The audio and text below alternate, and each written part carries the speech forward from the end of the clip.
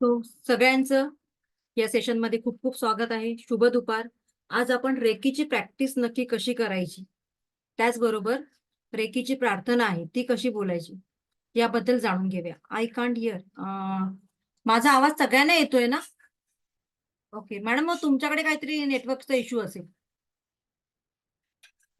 Nita madam, तुमच्याकडे may be नेटवर्कचा issue असेल. येस, बाकीच्या सगळ्यांना येतोय आवाज. ओके, चला मग आपण आता रेकीच्या प्रार्थनेकडे लक्ष देऊया. रेकीची प्रार्थना एक्झॅक्टली कशी म्हणायची आहे त्याबद्दल जाणून घेऊया. सगळ्यांनी आपापले व्हिडिओ ऑन करा.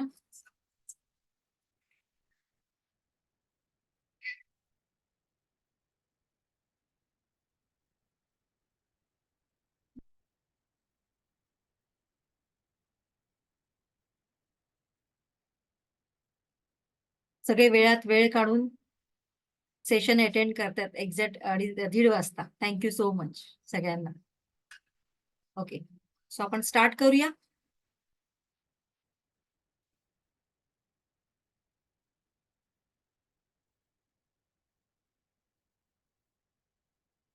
Recce prayer. सो जसं या इमेज मध्ये तुम्हाला दिसतंय, हे युनिवर्स आहे. या युनिवर्स मधून एक व्हाईट प्रकाश येत आहे. बघा, असा व्हाईट प्रकाश येतोय आणि या प्रकाशाने आपलं संपूर्ण शरीर प्रकाशित झालेलं आहे. असं आपल्याला व्हिज्युअलाइज करायचंय रेकीची प्रार्थना करताना. ठीक आहे. सो लेट्स सी की रेकीची प्रार्थना कशी म्हणायची. जसं मी तुम्हाला एक इमेज दाखवलं की वरून ब्रह्मांडातून एक पांढरा शुभ्र प्रकाश येत आहे. त्या प्रकाशामध्ये आपल्याला ही प्रार्थना करायची आणि इमॅजिन करायचं. जेवढं तुम्ही इमॅजिन कराल, व्हिज्युअलाइज कराल, तेवढं तुम्हाला चांगले रिझल्ट मिळतील. ठीक आहे. चल, लिहून घ्या. वरून ब्रह्मांडातून पहिल्यांदा सगळ्यांचे आभार मानायचे. ओके, सगळ्यांचे आभार. मी दिव्य रेकी शक्तीचे आभारी आहे. मी स्वतःची आभारी आहे. मी माझे माता पिता तथा गुरुजनांची आभारी आहे. रेकी अमृत, रेकी अमृत, रेकी अमृत. अदरवाईज नंतर व्हिडिओ पाठवेन तुम्हाला, व्हिडिओमध्ये बघा. आता फक्त इकडे लक्ष द्या. ठीक आहे. मी दिव्य रेकी शक्तीची आभारी आहे. मी स्वतःची आभारी आहे. मी माझ्या माता पिता तथा गुरुजनांची आभारी आहे. रेकी अमृत, रेकी अमृत, रेकी अमृत. वरून ब्रह्मांडातून एक पांढरा शुभ्र प्रकाश माझ्या सहस्त्रार चक्रातून माझ्या संपूर्ण शरीरात प्रवेश करीत आहे. ही प्रार्थना म्हणताना आपले हात अशा पोझिशन मध्ये ठेवायचे. स्थिर एका जागेवर बसायचं आहे. कुठे जिथे तुमच्या घरामध्ये शांतता आहे अशा जागी तुम्हाला बसायचंय. खाली बसायला आसन घ्यायचंय. ठीक आहे. खाली बसायला आसन घ्यायचे आणि त्यानंतर तुम्हाला कोणी म्हणजे घरामध्ये गडबड असायला नाही पाहिजे. थोडंसं शांतता असणं गरजेचं आहे प्रार्थना म्हणताना. का बरं? तर जेव्हा तुम्ही हातांकडे कॉन्सन्ट्रेट कराल, फोकस कराल, तेव्हा मग तुम्हाला ते व्हायब्रेशन जाणवतील. ठीक आहे. हा. वरून ब्रह्मांडातून एक पांढरा शुभ्र प्रकाश माझ्या सहस्रार चक्रातून माझ्या संपूर्ण शरीरात प्रवेश करीत आहे. शरीरातून वर वर वर सगळ्या चक्रांमधून वर वर वर अनाहतमध्ये, अनाहतमधून माझ्या दोन्ही हातांमध्ये, दोन्ही तळ हातांमध्ये दिव्य रेकीची ऊर्जा प्रकाशित होत आहे, प्रकाशित होत आहे, प्रकाशित होत आहे. ही झाली रेकीची प्रार्थना. ज्या क्षणी तुम्ही म्हणताय माझ्या दोन्ही हातातून दिव्य रेकीची ऊर्जा प्रकाशित होत आहे, त्या क्षणी तुमच्या हातांमध्ये इथे व्हायब्रेशन यायला सुरुवात होतील, गोल गोल गोल. आणि मग तुम्हाला कळेल की येस, रेकीचं हिलिंग किंवा रेकीची एनर्जी माझ्या हातांमध्ये आलेली आहे. आणि मग ही हिलिंग तुम्हाला वापरायची आहे. कशासाठी? तुमचं एखादं इच्छित ध्येय प्राप्त करण्यासाठी, किंवा तुमचा एखादा बॉडी पार्ट दुखत असेल तर तिथे हिलिंग म्हणून, एक उपचार म्हणून ही हिलिंग तुम्ही वापरायची. आणि हिलिंग वापरून झाल्यानंतर पण काय म्हणायचंय? Thank you divine energy, thanks to me, thank you, thank you, thank you. 3 वेळा थँक्यू म्हणायचंय. कारण रेकीमध्ये आभार विधीला खूप महत्व आहे. जेवढं तुम्ही ग्रॅटिट्यूड व्यक्त कराल तेवढे मल्टिपल रिझल्ट तुम्हाला ही रेकी देत असते. सो इथपर्यंत क्लिअर आहे का सगळ्यांचं? चल आपण पुढे जाऊया मग. येस, क्लिअर असेल तर मला थंब दाखवायचंय सगळ्यांनी. Okay, thank you, thank you so much. पुढे जाऊया. आज आपण ऑरा बघणार आहोत. ऑरा म्हणजे काय? सो आय होप इथे बरेच लोक आहेत ज्यांनी रेकी लेवल 1, 2, 3 मे बी केलं असेल. सो त्यांना माहिती असेल. मी समजते की काही नवीन आलेले आहेत, सो त्यांना शिकवते. ठीक आहे. ऑरा म्हणजे काय ते आता आपण जाणून घेऊया.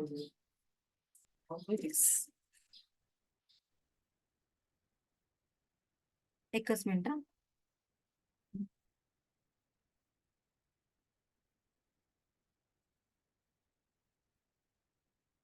ऑरा. ओके, या पिक्चरचं थोडस या पिक्चरकडे बघा, इमेजकडे बघा, त्याच्यामध्ये तुम्हाला काय दिसतंय ते मला सांगा.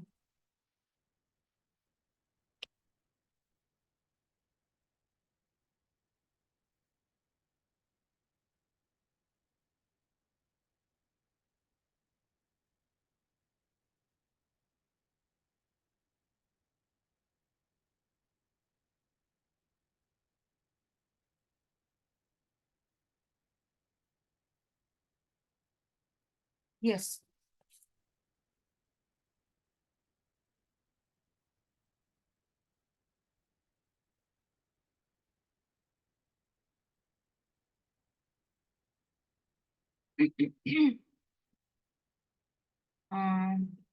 बाजूने प्रकाश, light around body. Yes, exactly. Very good. So aura म्हणजे काय, तर आपल्या शरीरातून बाहेर पडणारे व्हायब्रेशन किंवा त्याला आभामंडळ मराठीमध्ये म्हणतात आणि इंग्लिशमध्ये त्याला ऑरा म्हणतात. जसं की जर आपण आपला बॉडीचं स्कॅन केलं कशाच्या साहाय्याने, एकच मिनिट सांगते.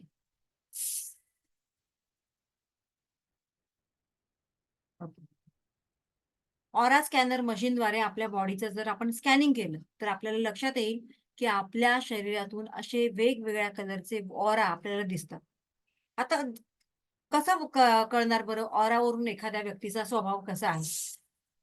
आता मी पहिलं ऑराबद्दल तुम्हाला सांगते, मग आपण पुढे जाऊया. इथे तुम्हाला इमेजमध्ये दिसत असेल की संत महात्मा यांच्या डोक्याभोवती एक व्हाईट प्रकाशाचं वलय आहे. आपल्या देवांच्या फोटोभोवती सुद्धा एक पुसट असं ब्लर असं प्रकाशाचं एक वलय असतं. तो त्याला ऑरा असं म्हणतात. आता आपण रोज अंघोळी करतो, नीटनेटकं राहतो, छान खातो, तरी सुद्धा आपण आजारी पडतो. काय बरं त्याच्या मागचं कारण असू शकेल? छान फळभाज्या खातो, फ्रुट्स खातो, फलाना फलाना जे अमुक तमकं आहे सगळं चांगलं चांगलं खातो आपण. तरी आजारी का पडतो बरं?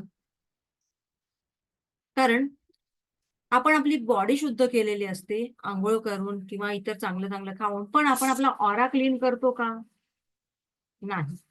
तो आपला ऑरा सुद्धा क्लीन करणं तेवढंच गरजेचं आहे. आता ऑरा पाहिला, ऑरा म्हणजे काय? मग आता बघूया मनुष्यानुसार प्रत्येकाचा ऑरा वेगवेगळा कसा असतो बरं? ऑराचे प्रकार कसे आहेत ते जाणून घेऊया.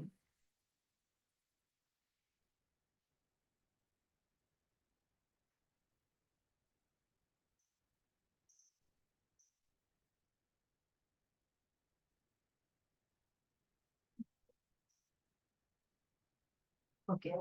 तो बघा दिवसभरात आपण अनेक लोकांच्या कॉन्टॅक्टमध्ये येतो, अनेक लोकांच्या सानिध्यात येतो. ती सगळी अनेक लोक चांगल्याच एनर्जीने परिपूर्ण असतात का? येस, असतात का? नाही. त्यांची एनर्जी डिफरंट असते. मे बी काहींची निगेटिव्हिटी जास्त असते काहींमध्ये, तर काहींमध्ये पॉझिटिव्हिटी असते.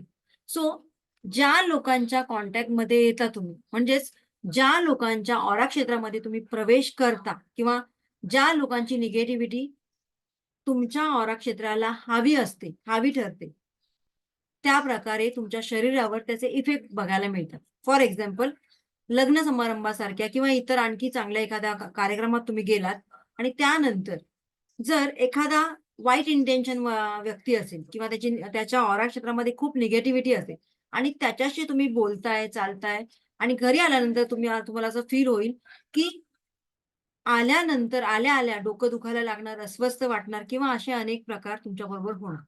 याचाच अर्थ काय? तर ज्या व्यक्तीशी तुम्ही बोलत होतात त्याची एनर्जी लेव्हल एवढी चांगली नव्हती. पण व्हाईस वर्सा त्याच्या अपोझिट. जर एखाद्या व्यक्तीबरोबर तुम्ही बोलताय आणि तुम्हाला खूप छान फ्रेश वाटतंय आणि असं वाटतंय बोलत राहावं, संपूच नाही यांचं बोलणं किंवा त्या व्यक्तीबरोबर बोलल्यानंतर काही चांगल्या घटना तुमच्या आयुष्यामध्ये किंवा तुमच्या जीवनात होतायत. म्हणजे आपण समजूया की काही सकारात्मक गोष्टी तुमच्या आयुष्यामध्ये होतायत. तर येस, ऑब्व्हियसली अशा लोकांची एनर्जी खूप पॉझिटिव्ह आहे. अशा लोकांच्या एनर्जीमुळे तुम्हाला सुद्धा ती एनर्जी चांगल्या पद्धतीने तुमच्या ऑरा क्षेत्रामध्ये काम करते. ठीक आहे. आता याच्या अपोजिट 2 लोकं असतात. कोण दोन लोक? एक वीक व्हायब्रेशन वाले आणि एक स्ट्रॉंग व्हायब्रेशन वाले.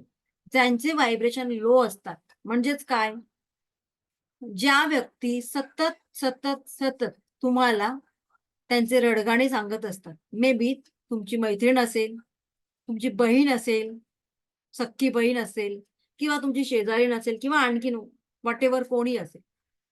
वारंवार येऊन जर तुम्हाला त्यांची दुःखदायक कहाणी सांगत असतील आणि रोज तुम्ही ते ऐकताय, अगदी उत्साहाने ऐकताय. कोणी केलं बरं? प्लीज सेटिंग चेंज करू नका. कोण आहे बरं? सेटिंग चेंज करू नका. ओके. सो त्यांची दुःखदायक कहाणी तुम्हाला सांगतायत. मग काय होईल बरं? रोज रोज ऐकून तुमची एनर्जी वाढेल की कमी होईल? ऑब्व्हियसली कमीच होणार ना. मग काय करायचं अशा वेळेला? अशा वेळेला तिला म्हणायचं, बाबा 1 दिवस मी ऐकलं, 2 दिवस मी ऐकलं, पण आता तू त्याच्यावर एकतर सोल्युशन काढ किंवा ही तुझी स्टोरी अनेकांना सांगण्याचा प्रयत्न करू नकोस किंवा ॲट मला तरी नको सांगूस. कारण जेव्हा आपलं एक बघा, कोणाचं तरी दुःख ऐकणं चांगली गोष्ट आहे. पण त्याला सुद्धा काहीतरी लिमिटेशन्स असतात. किती वेळ ऐकायचं ते? त्याच्यामुळे इफेक्ट कोणावर होतो? आपल्यावर. आणि म्हणूनच जेवढं तुम्ही निगेटिव्ह लोकांपासून किंवा निगेटिव्ह गोष्टींपासून लांब राहाल, तेवढं तुम्हाला मॅक्सिमम चांगले रिझल्ट मिळतील. ठीक आहे? सो त्यासाठी आता बघूया आपण ही लोकं कशी असतात, निगेटिव्ह पर्सन कसे असतात. वारंवार काही दुःखदायक गोष्टी तुम्हाला सांगणार. निगेटिव्हच गोष्टी असतात बरं त्यांच्याकडे. निगेटिव्हच घटना असतात. पूर्ण सीरीजच असते त्यांच्याकडे. आज ही झाली सीरीज संपली, की उद्या दुसरी. म्हणजे पूर्ण मालिका कशा बघता तुम्ही, तशा चालूच असतात. अगं आज माझ्या आयुष्यात हे झालं, आज मग तुम्हीच कधीतरी म्हणता कंटाळून, कंटाळून, "का गं तुझ्या आयुष्यात काही चांगलं होतच नाही का?" सो अशा प्रकारे सुद्धा काही व्यक्ती असतात. लोकांचं कौतुक करणं सोडा. म्हणजेच एखाद्याचं कौतुक करणं, कौतुकाची थाप एखाद्याच्या पाठी देणं, कौतुकाचे शब्द देणं, हे त्यांना काहीच माहीत नसतं. मी भलं आणि माझं दुःख भलं, हे एवढंच त्यांचं जग असतं. त्याच्या अपोझिट ज्यांचे व्हायब्रेशन स्ट्राँग असतात, खूप छान, ड्रेसिंग सेन्स छान, उत्तम, बोलण्याची टेक्निक छान, त्यांच्या सानिध्यात असल्यामुळे आपल्याला खूप छान वाटतं. त्यांचं ऐकत राहावं असं वाटतं आणि आपल्याला सुद्धा एनर्जेटिक फील होतं. आणि आपण एखादं काम केलं, की चार चौघांमध्ये आपलं कौतुक करणं, प्रशंसा करणं, हे कोणाचं काम असतं? ज्यांचे व्हायब्रेशन चांगले आहेत त्या लोकांचं. ठीक आहे ना? म्हणजेच काय? ती कौतुकाची थाप अशी मुद्दामून नसते बरं. तर जे तुम्ही करताय आणि चांगलंच करताय, तर ती तुम्हाला दिलेली कॉम्प्लिमेंट असते. खऱ्या मनाने दिलेली कॉम्प्लिमेंट. सो हे झालं, जर तुमचा ऑरा स्ट्राँग असेल तर. ह्या स्ट्राँग ऑराची असली लक्षणे आहेत. जे आपले संत पुरुष आहेत, त्यांचा तर ऑरा स्ट्राँगच होता. आता आपण हेच घेऊया ना, आळंदीला जी समाधी आहे, कोणी बघितली बरं संत ज्ञानेश्वरांची समाधी? ओके. अ, चिखले मॅडमनी बघितली आहे. संत ज्ञानेश्वराच्या समाधीचा ऑरा 200 फूट अंतरावर सुद्धा जाणवतो. त्या ठिकाणी प्रवेश करता, समाधी लांब आहे, पण त्या भागामध्ये प्रवेश करताच आपल्याला तिकडे पॉझिटिव्हिटी फील होते. मग ती का होती बरं? बघा, संत ज्ञानेश्वर कोणत्या काळातले आहेत आणि त्यांच्या समाधीचा ऑरा अजून तिथे जाणवतो. म्हणजे सत्पुरुषांचा ऑरा किती स्ट्राँग. आपण मंदिरात जातो, घंटा वाजवतो. टाईमपास म्हणून आपल्या आपले जे हे होते, आपल्या कम्युनिटीमधली लोकं होती, त्यांनी असं टाईमपास म्हणून ठेवलंय का? पूर्वीच्या लोकांनी? का बरं? जेव्हा आपण मंदिरामध्ये प्रवेश करतो, आपल्या डोक्यामध्ये जे काही विचार असतील, ते तिथल्या तिथेच क्लीन व्हावं. म्हणजेच थोडक्यात आपला ऑरा क्लीन व्हावा. म्हणजे घंटा वाजवतात आपल्या सहस्रार चक्रातून ते पूर्ण आपल्या 7 चक्रांमधला ऑरा क्लीन केला जातो आणि मग चांगल्या उद्देशाने, चांगल्या मनाने आपण देवाजवळ सरेंडर होतो. बरोबर ना? पूर्वीच्या काळी आपल्या आई, आजी आपली दृष्ट काढायला सांगायच्या. तर ते उगीचच आहे का? अंधश्रद्धा म्हणून आहे का? तर नाही. मिठामध्ये निगेटिव्हिटी ॲब्सॉर्ब करण्याचा गुणधर्म आहे आणि म्हणूनच मीठ मोहरी घेऊन दृष्ट काढली जायची. म्हणजे आपल्या कॉन्सेप्ट, हिंदू संस्कृतीच्या कॉन्सेप्ट किती सुंदर आहेत. सगळ्यामध्ये काहीतरी शास्त्रीय कारण आहे. पण त्यातलं ज्यांना कळत नाही ते काय म्हणतात अंधश्रद्धा. बरोबर? सो हा आपला ऑरा डे टू डे लाईफमध्ये क्लीन करणं गरजेचं आहे. जसं की आपलं मेडिकल सायन्स फिजिकल एनाटॉमीवर काम करतं. त्यामुळे तिथे कुठेही चक्रांचा संबंध नाही, असं मी तुम्हाला सांगितलंय. मग आपला हा ऑरा आपल्या ज्या 7 चक्रांमध्ये प्रवेश करतो, त्या ठिकाणी एखादा आजार किंवा तिथे एखादी निगेटिव्हिटी आपण फील करतो. ठीक आहे? इथपर्यंत क्लिअर आहे? आता तुम्हीच बघा, तुम्हाला मे बी हा अनुभव आला असेल हां, की तुम्ही ना एखाद्या कार्यक्रमाला गेलेला आहात किंवा कार्यक्रमाला सोडा. तुम्ही आता ट्रेनमध्ये बसलात. ट्रेनमध्ये बसल्यानंतर उगीचच एखादी व्यक्ती तुम्हाला आवडत नाही किंवा उगीचच एखादी व्यक्ती तुम्हाला खूप आवडते. असं होतं, की ही व्यक्ती आता इथून लवकर उठून जावी.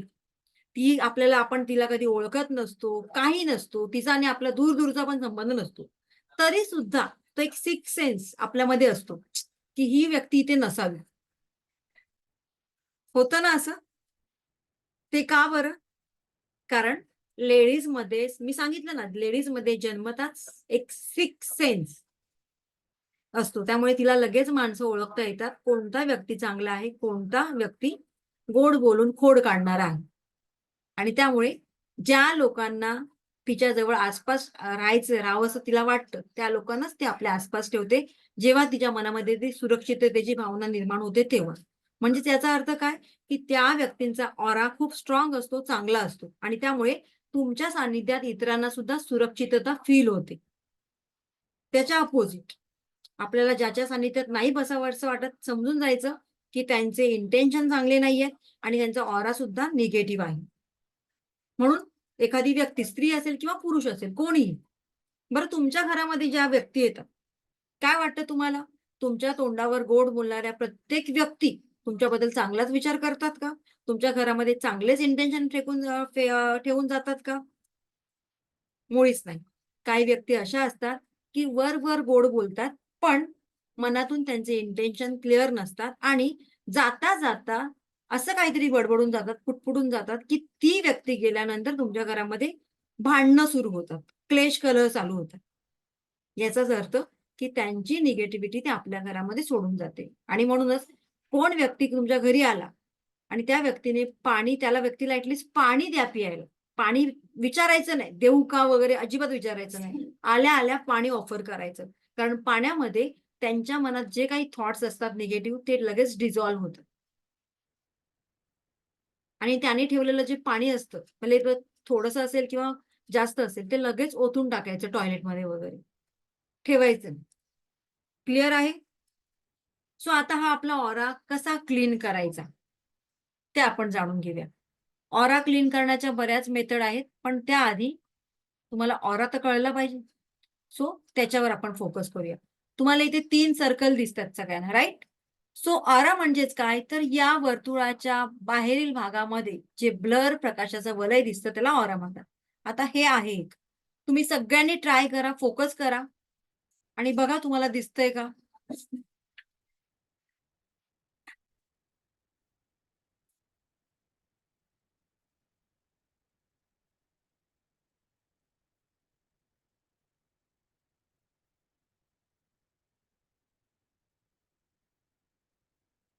ज्यांना दिसलं त्यांनी चॅट बॉक्समध्ये ऑरा म्हणून टाइप करा.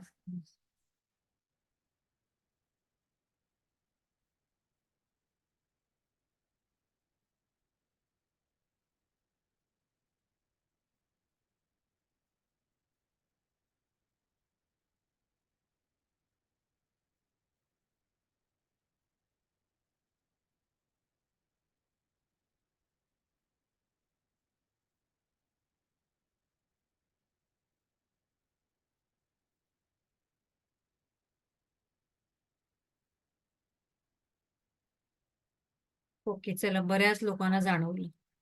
ठीक आहे, चलो थँक सो मच. बऱ्याच लोकांना ऑरा जाणवला. आता आपण पुढे बघू. प्रत्येक living thing and non living थिंगचा एक ऑरा असतो. झाडाची पानं, फुलं, या प्रत्येक गोष्टीचा ऑरा असतो. माझ्या हातामध्ये ही जी बॉटल आहे, त्या बॉटलचा सुद्धा एक ऑरा आहे. जर आपण त्याला व्यवस्थित एक टक लावून बघितलं त्याच्या आउटर बॉडीला, तर याचा सुद्धा ऑरा आहे. तुमच्या हातामध्ये जे मोबाईल आहे, पेन आहे, पेन्सिल आहे, अशा प्रत्येक गोष्टीचा एक ऑरा असतो. ठीक आहे. आपण किचनमध्ये काम करतो. किचनमध्ये काम करताना बऱ्याच गोष्टींचा ऑरा आपल्याला दिसतो. ओके. केर्लियन फोटोग्राफीद्वारे आपण आपल्या इव्हन घराचा सुद्धा ऑरा चेक करू शकतो की माझ्या घराची एनर्जी कशी आहे. ठीक आहे. आता आपण पुढे जाऊया. आता आपण बघूया ऑरा तर पाहिला. मग आता हा क्लीन कसा करायचा? स्वतःचा पण ऑरा क्लीन करायचा आपल्याला आणि आपल्या मुलांचा किंवा आपल्या घरातल्या लोकांचा सुद्धा ऑरा क्लीन करायचा. मग तो कसा करायचा? सो त्यासाठी एक पद्धत आहे, ती आपण जाणून घेऊया. सगळे आहेत ना इंटरेस्टेड? ओके, चला. बरं, त्याच्यासाठी आपल्याला काय लागतं तर एक बाउल लागतं. तुम्ही फक्त आता इथे बघायचंय आणि घरी आरामात तुम्ही उद्या प्रयोग तुम्ही करू शकता. उद्या किंवा संध्याकाळी प्रयोग करा. ठीक आहे? चलो, आता आपण बघूया ऑरा क्लीन कसा करायचा. पहिला सेल्फ ऑरा क्लिन्झिंग, स्वतःचा ऑरा कसा क्लीन करायचा ते बघूया.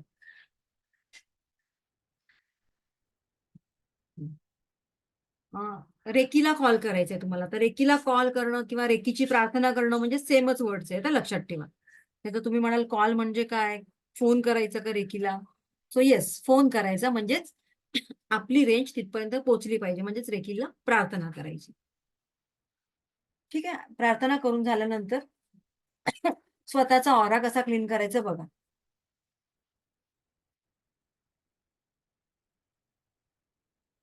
आपला ऑरा क्लीन करताना आपली फ्रंट बाजू पहिली घ्यायची, मग लेफ्ट साइड, मग राईट साइड आणि नंतर बॅक साइड. ओके. आता फ्रंट साइड क्लीन करताना इझिली क्लीन करू शकतो ते मी सांगते तुम्हाला. लेफ्ट राईट इझिली आपण क्लीन करू शकतो, पण आपली बॅक साइड आपण क्लीन करू शकतो का इझिली? नाही.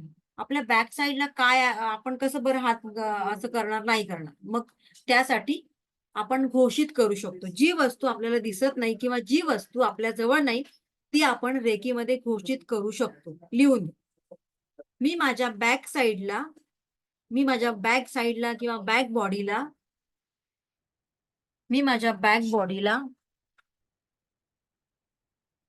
फ्रंट बॉडी घोषित करीत आहे.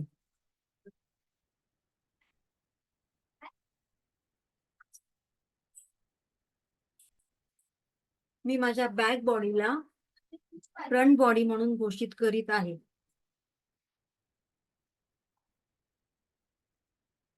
ओके. आता बघा, लक्ष द्या तुम्ही.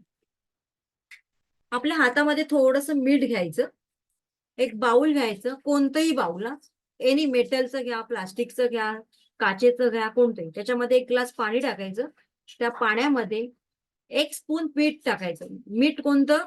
जाडं मीठ, जे आपण घरी जेवणासाठी वापरतो ते नाही. ठीक आहे. ते मीठ टाकायचं आणि काय करायचं, थोडंसं मीठ आपलं त्यातलं हातात घ्यायचं आणि आपला ऑरा कसा क्लीन करायचा बघा. माझ्या फ्रंट साइडच्या आभा मंडळात, फ्रंट साइड आहे, पुढील बाजू, मराठीमध्ये म्हणा पुढील बाजू. माझ्या फ्रंट साइडच्या किंवा माझ्या पुढील बाजूच्या आभा मंडळात ज्या काही नकारात्मक ऊर्जा किंवा निगेटिव्ह एनर्जी आहे, त्या सगळ्या निगेटिव्ह एनर्जी, नकारात्मक ऊर्जा माझ्या हाताच्या मुठ्ठींमध्ये आलेल्या. हाताच्या मुठ्ठी करायच्यात खाली पायाजवळ जाताना आणि माझ्या हाताच्या मुठ्ठीमध्ये आलेल्या आहेत आणि या पाण्यामध्ये, मिठाच्या पाण्यामध्ये जाऊन कायमस्वरूपी नष्ट झालेले आहेत आणि हात झटकायचे. ओके. 3 वेळा आपल्याला सेम करायचंय. एकदाच फक्त मीठ हातात घ्यायचंय, पण 3 वेळा आपल्याला ॲक्शन करायची आहे. माझ्या आभा मंडळात ज्या काही नकारात्मक बाधा आहेत, निगेटिव्हिटी आहे, ती संपूर्ण या मिठाच्या पाण्यामध्ये जाऊन डिझॉल्व्ह झाली आहे, नष्ट झाली.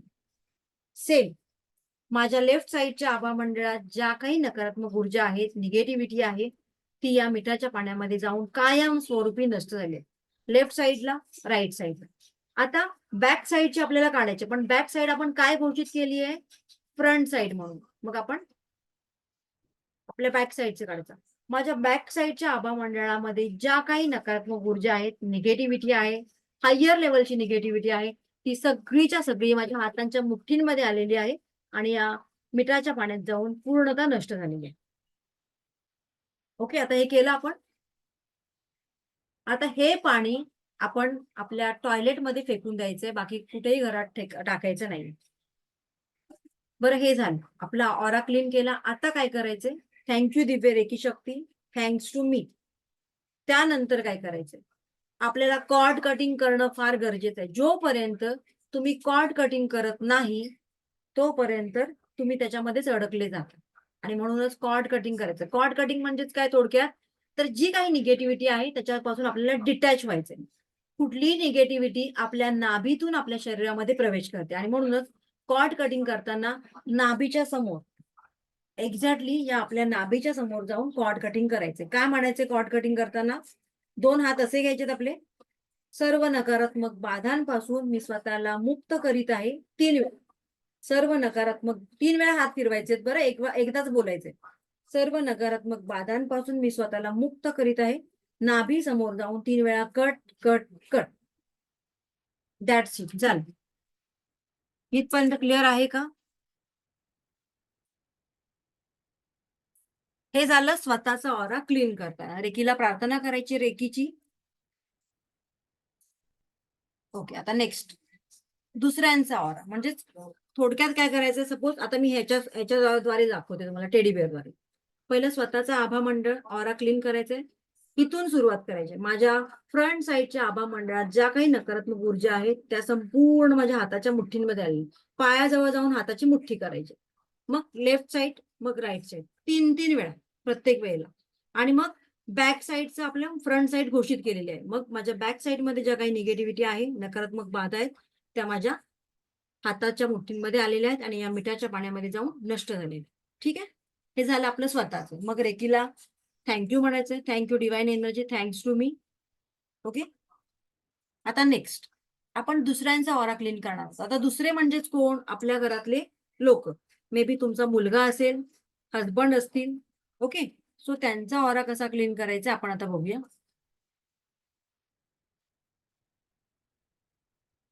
लहान मुलांचा ऑरा दर 15 दिवसांनी क्लीन करत जा. लहान मुलांना अभ्यासामध्ये म्हणा किंवा हेल्दी असतील तर जास्त दृष्ट लागते.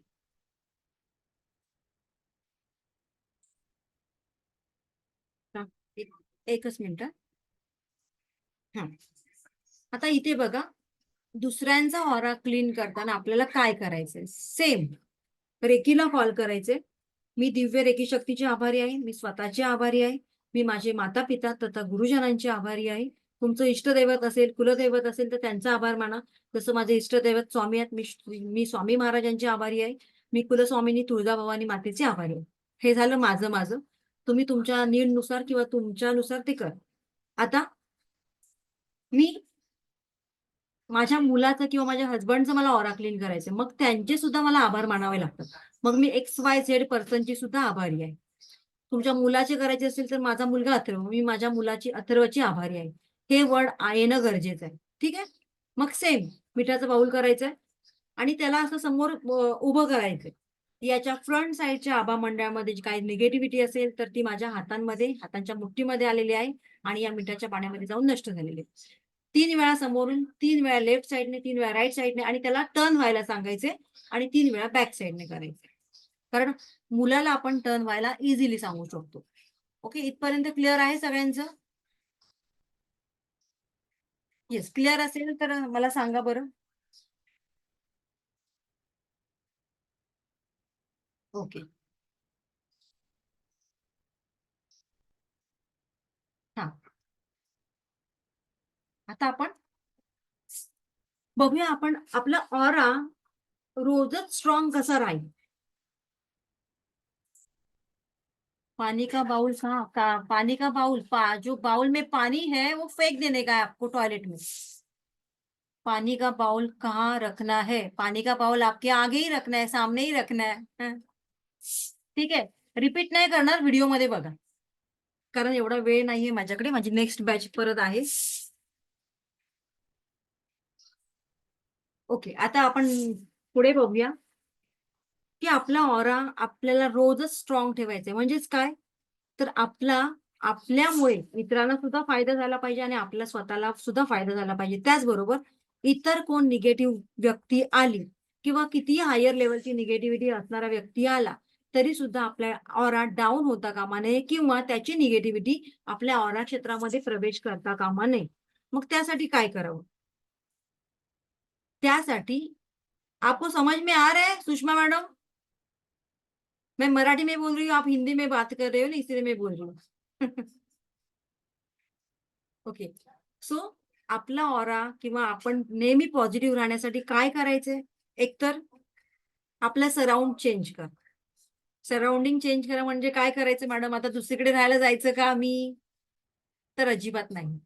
पण तुमच्या आसपास जर सारखे निगेटिव्ह, निगेटिव्ह, निगेटिव्ह बोलणारी लोक असतील तर तिथेच वेळ स्टॉप करा. किंवा त्यांना अव्हॉइड करा, टाळा. चालेल, काही प्रॉब्लेम नाही. समोरून त्या व्यक्तीने म्हणाली तुम्हाला, की आता तू मला टाळतेस, तू माझं ऐकत नाही. तर म्हणायचं, "हो, मी आता बिझी झाली जरा जास्त." ओके. सेकंड, मेडिटेशन रोज आवर्जून करा. तुमच्यापैकी किती लोकं रोज मेडिटेशन करतात? प्रामाणिकपणे सांगा बरं, मी विचारते म्हणून नाही. प्रामाणिकपणे. कारण या मेडिटेशनमध्ये जे करतात खूप छान, वेल एंड गुड. त्यांना माहीत असेल मेडिटेशनमध्ये पॉवर किती आहे ते. मला वेगळं सांगायची गरज नाही. जी लोकं रेग्युलर मेडिटेशन करतात त्यांचा ऑरा खूप छान पॉवरफुल होतो. एक इनर पीस मिळतं आणि बऱ्याच पॉझिटिव्ह गोष्टी आपल्याला अट्रॅक्ट होतात. त्याचबरोबर आपला ऑरा सुद्धा डे बाय डे खूप स्ट्रॉंग होतो.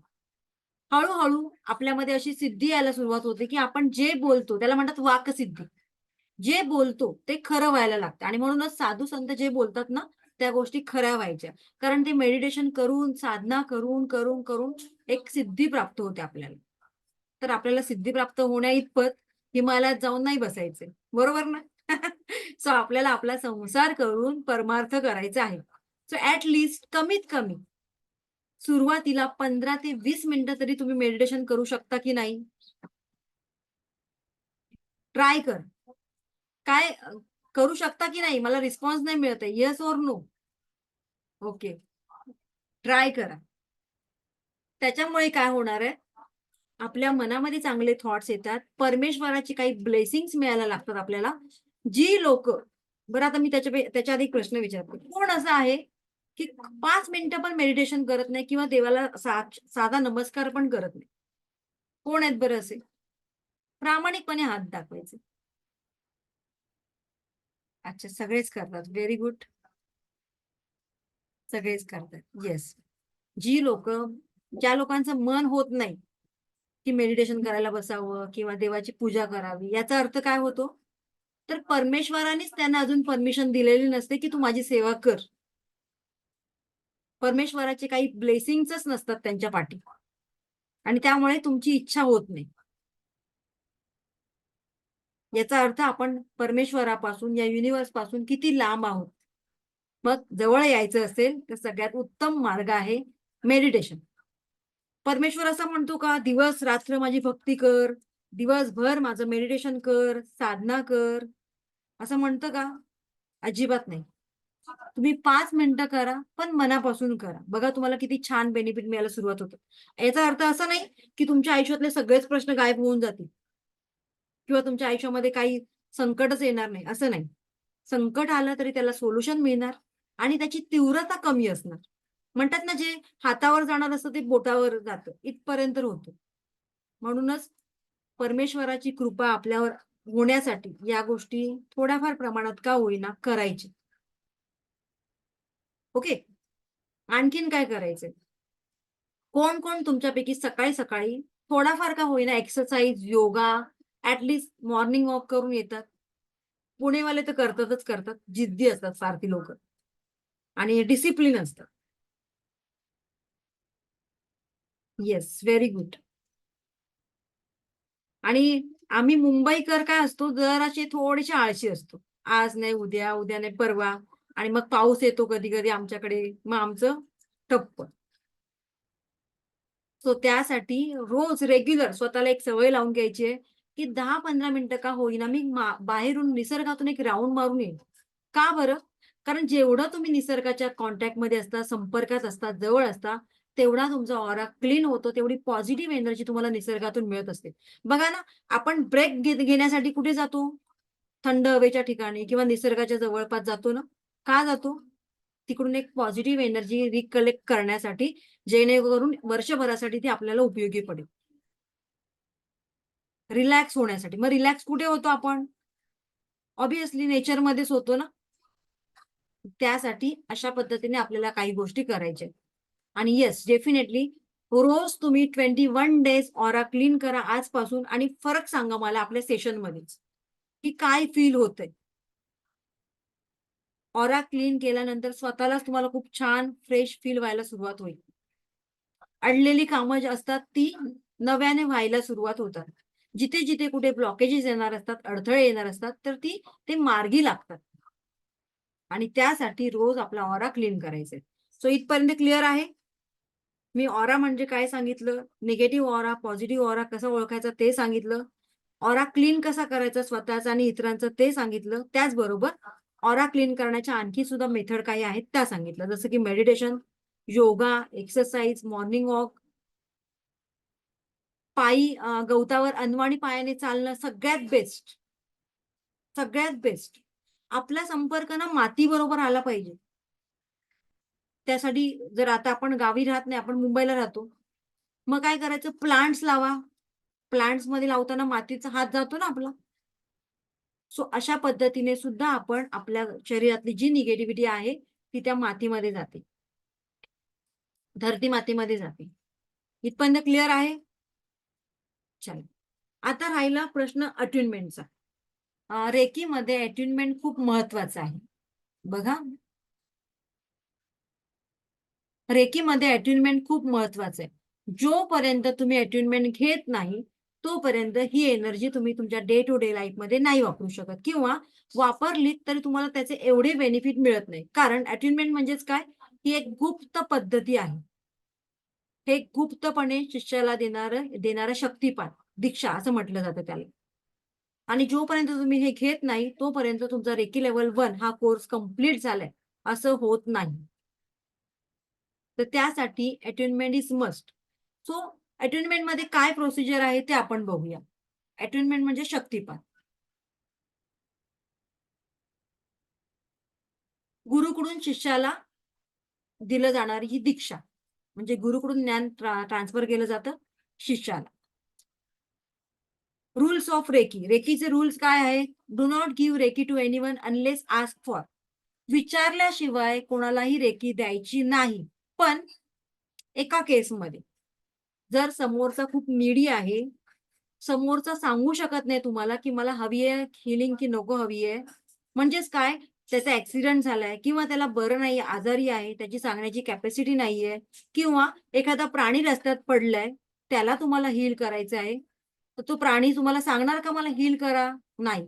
मग त्या ठिकाणी जिथे गरज आहे आणि तुमचे इंटेन्शन चांगले आहेत, प्युअर आहे, तिथे no need to ask permission. तर तिथे तुम्ही रेकीचं हीलिंग देऊ शकता. बट तुमचं इंटेन्शन प्युअर असायला पाहिजे, पॉझिटिव्ह असायला पाहिजे. क्लिअर आहे? ओके. हा रूल नंबर 1 झाला रेकीमध्ये. सेकंड रूल काय आहे? जसं की मी एकच minute. Do not give reiki to anyone unless ask for. जसं मी ग्रुपमध्ये सगळ्यांना लिंक पाठवली आहे. पण तुमची परमिशन होती म्हणून तुम्ही जॉईन झालात, बरोबर ना? मी कोणाला फोर्स केला का? नाही. सो हा झाला नियम नंबर 1 जो माझ्याकडून झाला. आता सेकंड रूल बघूया आपण. Reiki should not be given reiki should not be given to anyone without something in return. आता समथिंग इन रिटर्न म्हणजेच काय? तर एनर्जी एक्सचेंज. म्हणजे ज्या व्यक्तीला तुम्ही हिलिंग करता किंवा इन फ्युचर तुम्ही रेकी लेव्हल 1, 2 वगैरे केल्यानंतर जर तुम्हाला हिलिंग करायचे दुसऱ्याला, तर त्याच्याकडून एक्सचेंज म्हणून काहीतरी एक छोटीशी अमाउंट घ्यायची. तुम्ही म्हणाल माझी आईच आहे, मग तिच्याकडून काय अमाउंट घेऊ? येस, मग आईला सांगायचं ॲटलीस्ट मला 1 कप चहा तरी करून दे. पण एनर्जी एक्सचेंज होणं गरजेचं आहे. का बरं? कारण त्यामुळे आपण एकमेकांच्या कर्मामध्ये अडकत नाही. जर तुम्ही काहीतरी देताय, तर त्याच्याऐवजी घेणं पण गरजेचं आहे. म्हणजे तिथे तुमचा कर्मा बॅलन्स होतो. ती एक ॲक्टिव्हिटी होते, ती क्लिअर होऊन जाते. इथपर्यंत क्लिअर आहे? ओके. सो माझा हा रेकी लेवल 1 चा क्लास टोटली फ्री आहे तुमच्यासाठी, ज्याची आधी किंमत 3,000 होती. पण जसं मी तुम्हाला डे 1 मध्ये सांगितलं, आपल्याला या परमेश्वराने काहीतरी द्यायला सुरुवात केली, की आपण सुद्धा लोकांना द्यायला लागायचं. असं नाही की आपली झोळी कायम भरायलाच द्यायची. तो परमेश्वर 4 हाताने आपली झोळी भरत असतो. पण आपल्याला सुद्धा काहीतरी देता आलं पाहिजे लोकांना. मग मी जेव्हा स्वामींकडे मी जे अक्कलकोटला गेली, तेव्हा मी स्वामींना सांगितलं, की ही माझी जी सेवा आहे, मी बऱ्याच मॉडॅलिटी शिकवते. त्यातलं रेकी लेव्हल 1 हा कोर्स आहे. तो मी माझ्याकडून सगळ्यांना फ्री ऑफ चार्जमध्ये शिकवणार आहे. सो ही माझी काय झाली, एक सेवा झाली. बरोबर ना? जी मी स्वामींना समर्पित केलेली आहे. पण जसं की रेकीचा नियम आहे, की काहीतरी एनर्जी एक्सचेंज म्हणून करणं गरजेचं आहे. सो ती एनर्जी एक्सचेंज म्हणून मी एक छोटीशी अमाउंट तुम्हाला इथे ठेवलेली आहे. सो ज्यांना ती पे करायची आहे, ते पे करू शकतात आणि रेकीचे अटेंडमेंट माझ्याकडून घेऊ शकतात. ₹201 ही एक छोटीशी अमाउंट आहे. ठीक आहे? सो तुमच्यापैकी किती जण लोकं रेडी आहेत, ही छोटीशी अमाउंट पे करण्यासाठी? Yes. Thank you so much. आणि आपलं अटेंडमेंट उद्या घेतलं जाणार आहे. सो उद्या सगळ्यांनी 1 वाजता रेडी राहायचं आहे. तुम्ही सगळे रेडी राहणार आहात का 1 वाजता? आहे सगळ्यांना वेळ? ओके. एकच मिनिटं. ओके. सो इथे मी हा टॉपिक संपवते, पण तुमच्या प्रश्नांची उत्तरं देते आता. कारण इथे एंड करणं गरजेचं आहे. So thank you so much.